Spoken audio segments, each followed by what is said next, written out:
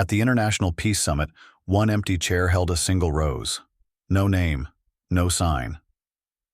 Until Captain Ibrahim Traoré stepped forward, and everything stopped. This wasn't politics. This was a son's tribute. The Grand Hall buzzed with the energy of world leaders arriving from every corner of the globe.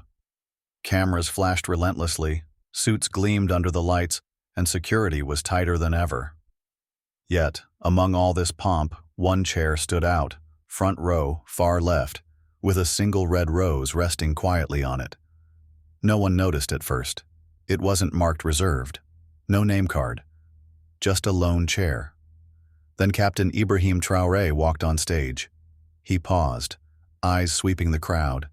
Then, slowly, his gaze settled on that empty chair. For a moment, the entire room seemed to hold its breath. The laughter faded, the music stilled, even the cameras seemed frozen in place. Traoré was not here just to speak policies or statistics. He was here to reveal something far deeper. "Before I begin," he said, his voice calm but resolute, "I want to honor the woman who gave me everything when she had nothing. My mother." Barack Obama looked up, intrigued. The atmosphere shifted. This was no longer a political summit. It was something deeply personal. Traoré stepped away from the podium and walked to the edge of the stage. He looked at the empty chair with the rose. "She walked 12 miles barefoot just to get me medicine," he said quietly. "That's not in any policy book. It won't make news headlines. But that is the love that builds nations." A few gasps rippled across the hall. Obama leaned forward, captivated.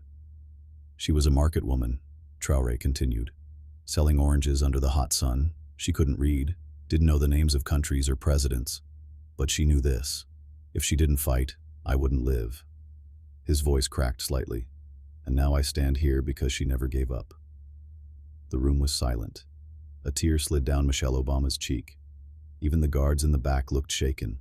No teleprompter, no speech notes, just raw truth. Traoré gently picked up the rose from the chair. "I brought this from Ouagadougou," he said. "It's the kind of chair she used to sit on after a long day. Worn, bent, but still standing." He paused, voice trembling. "This chair isn't just for her. It's for every mother who sacrifices so the world can pretend to function." Obama's eyes glistened. Cameras caught the former president bowing his head, not in shame, but respect. "When my mother died," Traoré said, "I had no money for a proper grave. I dug it with my own hands." A collective gasp. "She taught me dignity doesn't come from power. It comes from remembering where you come from, even when the whole world forgets." A journalist whispered, "He's not just speaking, he's healing." Traoré locked eyes with Obama. "I stand here not as a president, but as a son." At that moment, a single tear slipped down Obama's face. The cameras caught it. The world held its breath. Traoré held the rose carefully, like fragile glass. "This," he said softly, "is the rose she never received." He smiled faintly through tears. "I promised her one when I graduated, but I couldn't afford it. I brought a mango instead." He chuckled softly. "That mango was half rotten, but she held it like gold and told me, 'You've already given me a garden. You're alive.'" Somewhere in the crowd, someone quietly sobbed. Obama's face was tight, jaw clenched. This was no longer politics. This was a son's grief. "Millions talk about success," Traoré said, "but no one talks about the silence of the women who carried us through failure." His voice trembled, but he pressed on. "They cry in kitchens, not conferences. They bury their dreams so we can rise. And then they vanish." Another tear fell. The rose in his hand shook. Still, no one moved. The whole world watched. He lowered his voice. "Let me tell you a story no one ever asked about." He looked down, fingers clutching the rose. "My mother collapsed in the market, between the pepper stand and the maize basket. She hadn't eaten all day." Gasps spread through the room. "I was 9. I ran to her. People just stared. Some kept walking. One man even laughed. Obama closed his eyes tightly. I tried to lift her, but I was too small, so I lay beside her under the hot sun until she woke. He paused. She never told anyone, didn't want pity, just smiled and said, "It's all right, Ibrahim. You'll be strong enough next time." Tears slid silently down many faces. Reporters lowered their cameras. "I told myself I would be," Traoré said softly, "and that's why I'm here today." He looked out at the audience. "If your success has cost you your memory, it's not success." Obama rubbed his palms together, visibly moved. Michelle whispered something to him, unheard by the crowd, but understood by every mother watching. Traoré paused to breathe. Then, unexpectedly, Obama slowly reached into his jacket and pulled out an old, folded photograph. The camera zoomed in. A woman in a simple dress smiled gently, standing by a kitchen door. His mother. Obama stared at it for a long moment. Traoré noticed and nodded. Two sons connected by a silent, unspoken pain. "My mother never saw this suit," Obama whispered, barely audible. Traoré replied, "Neither did mine." They locked eyes again. Two powerful men, stripped of titles, standing only in the memory of women who gave them everything. "She carried water on her head," Traoré said, "cooked on firewood, never flew in a plane, but she lifted a nation." A man in the crowd dropped his glasses, trembling. A camera operator quietly stepped away, wiping tears.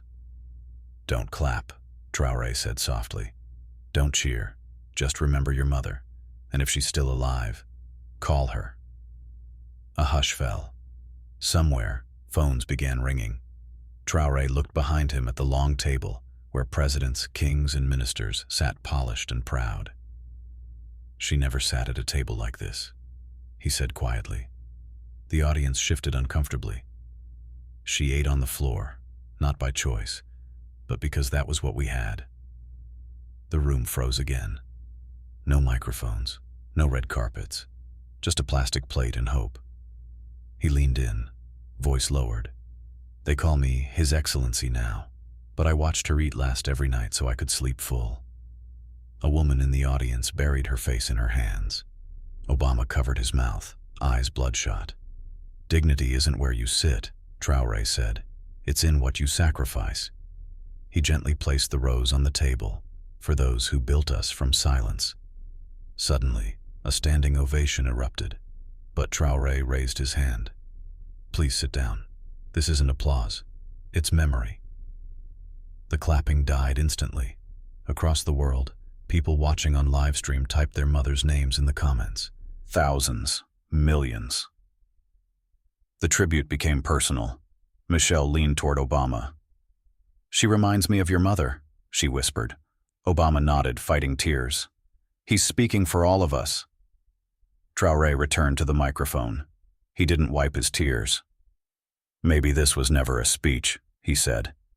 "Maybe this was just a son finally saying thank you in front of the world."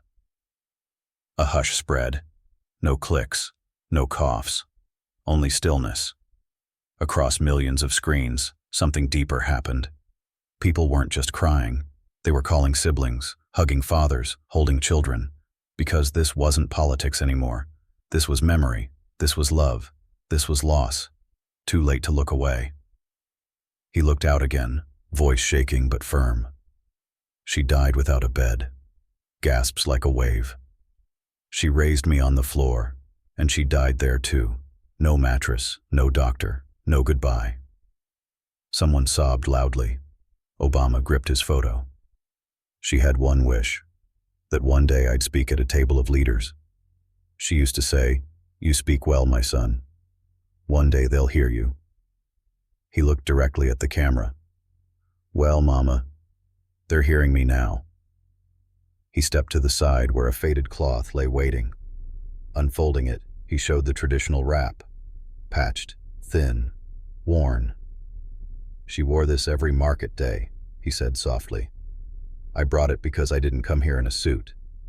I came in her struggle." Even guards wiped tears. People across continents sat quietly holding phones. Still, silent. Obama leaned over and whispered to Michelle. The cameras didn't catch the words, but Traoré looked directly and nodded. Traoré unbuttoned his sleeve and rolled it up. An old scar was there, deep, long. This, he said softly, came from a tin roof that fell during a storm. I was 12. No electricity. Mama lit a candle to check if the roof was safe. The wind blew. The sheet fell. I jumped up to shield her. He touched the scar. It burned, he cried. But what broke me wasn't the pain. The room waited. She held my arm and said, "Don't let this be the reason you stop. Let it be the reason you rise." Obama wiped tears again, visibly shaken. And I never showed this scar to the world until now. He raised his voice slightly. Pain, when hidden, becomes shame. But when shared, it becomes power. Camera flashes stopped. Even the press lowered their phones. This was no headline. This was sacred. Across the world, children of single mothers sat quietly, remembering their scars. Some physical, some unseen.